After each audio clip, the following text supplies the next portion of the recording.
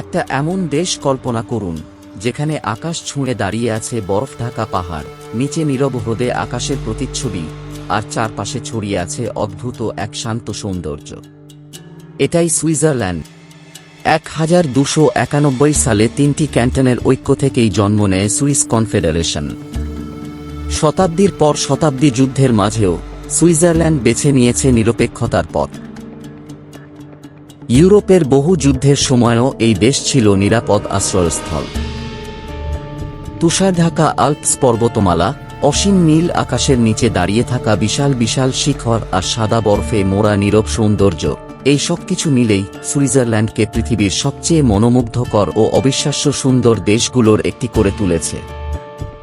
এখানকার ট্রেন ভ্রমণ যেন বাস্তবের পৃথিবীকে ছেড়ে এক রূপকথার ভেতর দিয়ে ধীরে ধীরে এগিয়ে চলার অনুভূতি দেয়, যেখানে জানালার বাইরে বরফঢাকা পাহাড়, সবুজ উপত্যকা আর কুয়াশায় মোড়ানো ছোট ছোট গ্রামগুলো চোখের সামনে একের পর এক স্বপ্নের মতো ভেসে ওঠে।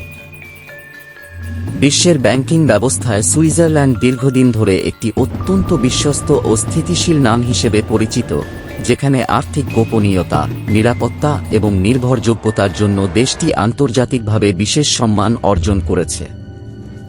আন্তর্জাতিক কূটনীতির কেন্দ্র হিসেবে পরিচিত জেনেভা শহর।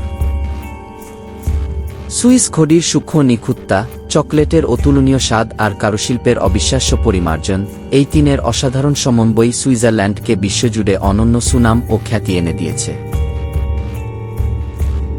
প্রকৃতি, ইতিহাস আর আধুনিকতার অপূর্ব মেলবন্ধনে সুইজারল্যান্ড যেন চোখের সামনে জীবন্ত হয়ে ওঠা এক রঙিন পোস্টকার্ড, যেখানে তুষারঢাকা পাহাড়, নীল হ্রদ, প্রাচীন স্থাপনা আর আধুনিক শহরের সৌন্দর্য একসাথে মিলেমিশে এক অবিস্মরণীয় দৃশ্য রচনা করে।